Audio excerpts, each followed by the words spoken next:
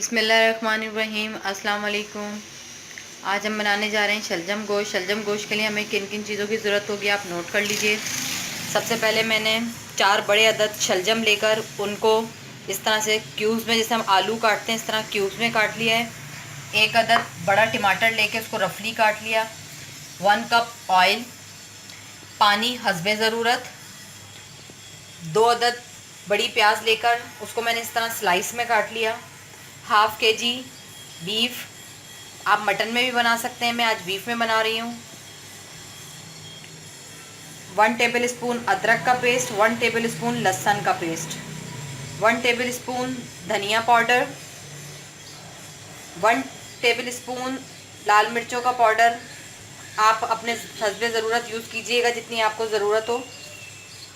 Half tea spoon हल्दी powder, नमक हस्बे ज़रूरत, 1 टीस्पून गरम मसाला और 1/4 टीस्पून कसूरी मेथी लेकर उसमें आप गरम मसाले के साथ पीस लेंगे। ये देख सकते हैं। दोबारा रिपीट कर दूं, 1 टीस्पून गरम मसाला लेंगे, उसको एक दफ़ा आप ब्लेंडर में 1/4 टीस्पून के साथ कसूरी मेथी के साथ पीस लेंगे। इसका बहुत अच्छा सा फ्लेवर आता है। लास्ट में जब हम इसको ऊपर से स्प्रिंकल करके 5 मिनट के लिए इसको ढक देते हैं तो बहुत अच्छी खुशबू और अरोमा बनता है आपकी हंडिया में। ये देख रहे हैं, कुछ मिक्स गरम मसाले मैंने लिए जिसमें 1 टीस्पून ज़ीरा है, सफ़ेद ज़ीरा, 1 दालचीनी का बड़ा टुकड़ा लिया है, 3 से 4 अदद लौंग, 3 से 4 अदद काली मिर्च, 1 छोटी इलायची। अब आपने करना ये है, सबसे पहले आप अपना कोई भी पैन ले लेंगे जिसमें आपने पकाना है, उसमें आपने ऑयल ऐड कर देना है।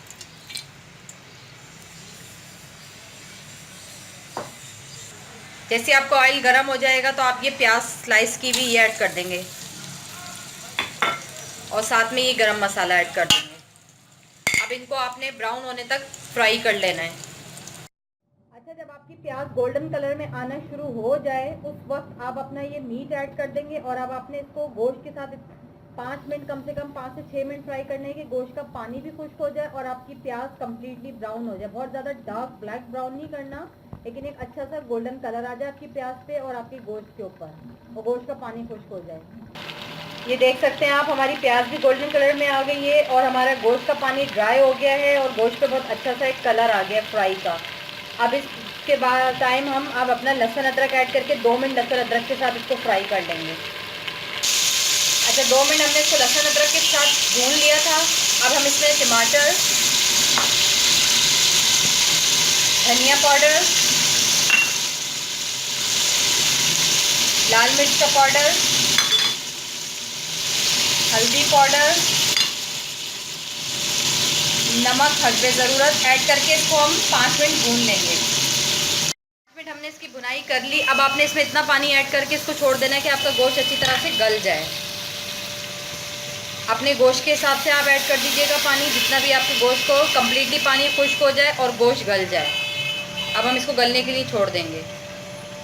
तकरीबन ये आपका 50 मिनट 60 मिनट लेगा, क्योंकि बीफ का गोश्त है थोड़ा सा टाइम लेता है। तो इसको आप 50 और 60 मिनट के लिए मीडियम फ्लेम पे इतना पानी ऐड करके गलने के लिए छोड़ दें कि गोश्त आपका गल जाए, लास्ट में पानी खुश्क हो जाए।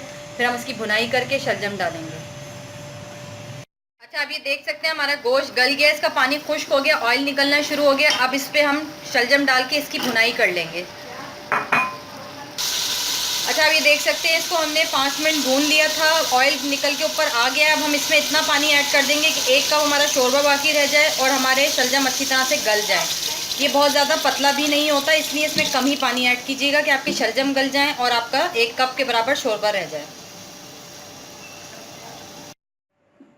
अच्छा, आप ये देख सकते हैं, इसको हमने 10 से 15 मिनट दम पर रखा था, जिससे हमारे शलजम गल गए।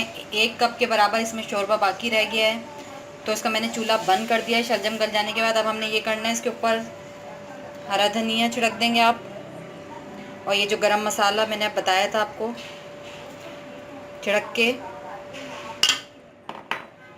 इसको ढक देंगे 2 मिनट के लिए, ताकि इसकी खुशबू तमाम इसी में रहे, निकले नहीं। उम्मीद करती हूँ आज की रेसिपी आप लोगों को अच्छी लगी होगी।